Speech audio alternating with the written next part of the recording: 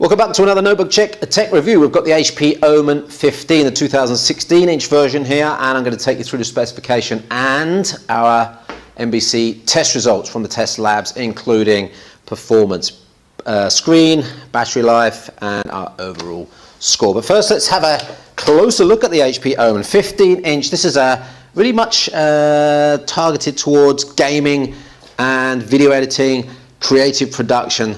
It costs around €1,300 in this version. I'm going to put some specs up on the screen for you and our overall score. You'll see it's a quad-core Core i7 with 16 gigs of RAM in there, and we've got a 128 gig SSD and a 2 terabyte fixed storage as well.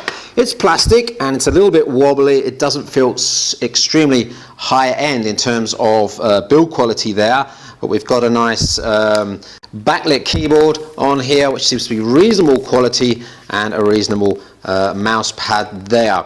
The screen is full HD, and I want to bring up some specifications in a minute. To my eyes, initially it looked pretty accurate and pretty nice and pretty colourful. It's a matte IPS screen, so that's an advantage. Let me just bring up the screen specifications for you there, and you'll see down there in the middle, 214 is the maximum brightness. Now that is not good at all. This is an indoor PC. This is a PC that in these lights doesn't really shine very well. You probably want to be using this with a low ambient light. For some gamers that might be good. You might want to take the external screen and use that with this as well. Color accuracy was okay. We're down at the 6s for color, and about the 6 level for grayscales as well, so that's not too bad. The contrast 764, not crazy contrast, so the blacks weren't too black. Well, actually it's not the blacks that's the problem, it's the maximum brightness that's the problem, that doesn't give you this really poppy contrast. sRGB coverage only 60%, so again not great there. So the screen a little bit disappointing. That for this price probably should be better specification screen. Let's have a look around some of the ports then. It's a fairly basic standard set of ports we got here. There's a gigabit Ethernet port, HDMI, USB 3, and a full SD card slot there. Spin this round and you've got just 2 more USB 3 ports there and a headset port there. So no display port out on this, no USB-C, so not really advanced in terms of ports as well. For some people that might not be too bad.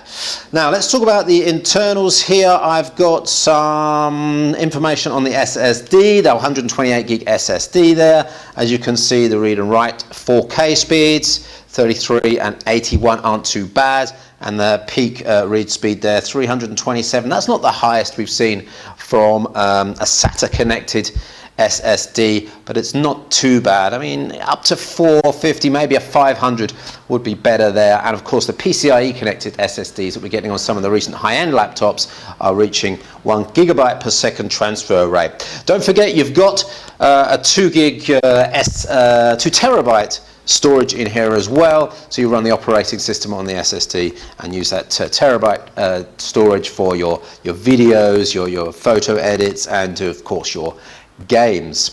Now let's go to performance. PC Mark 8, you'll see 4992 there on PC Mark 8, and a comparison with a number of devices in the same category. If you want an interactive comparison, go to the full review on notebookcheck.net and you get more details on that breakdown of the PC Mark 8 scores. We've also got Cinebench CPU scores and some raw GPU scores for you as well. But let's just take a look at gaming first, because it's a nice green image here we've got for you, and you'll see at low settings pretty much all games work. Tomb Raider, Rise of the Tomb Raider, the latest 2016 game, is a pretty heavyweight game, and we're getting 102 at low levels. But when you go to ultra settings, that's full HD settings, 30.6 is not that great. You want to knock it down there to high or medium settings. So this is not barrier-free gaming. This is for more your sort of regular gamer, not maybe a casual gamer, your regular gamer, but not your high-end gamer. At €1,300, we probably weren't expecting super high-end gaming performance there. In terms of the casing on the outside, I find it quite pretty, but there is a little bit of flex amongst the unit here. There are no easy access ports on the bottom, which I didn't find that brilliant. The speakers aren't that good. They're fairly average there. There's a 60, I've forgotten the actual watt hourage of the battery inside. I think it's 65 watt hours, which for 2.2 kilos, that's not too bad, but let's have a look at the battery life figures we got. You'll see Wi-Fi surfing, that's at 150 nits. That's a fairly low-end surfing test we've got there, 4 hours 32 minutes. On this quad core, not too bad.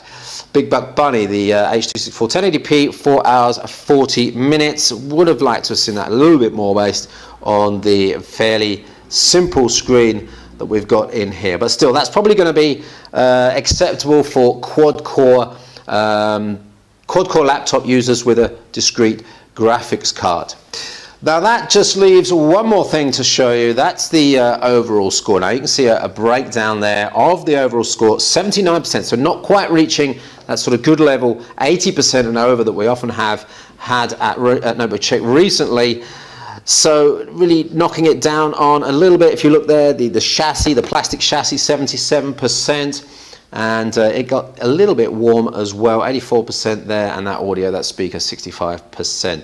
79% overall score. So HP Omen 15, 2016 edition, basic ports, fairly basic screen, fairly basic casing, 1,300 euros, but a fair bit of performance inside, and a fairly flexible device in terms of home office, multimedia, creativity, and gaming as well. Check out more on the full review at notebookcheck.net.com for the German review, and you'll see a lot of comparisons between devices in this class and a lot more detail about the screen, about the keyboard, about the performance. As I said, lots more test results on there. But that was the HP Omen 15. Thanks for watching this at notebookcheck.net. My name's Chippy. We'll see you on the next Notebook Check Tech Review. Thanks for watching.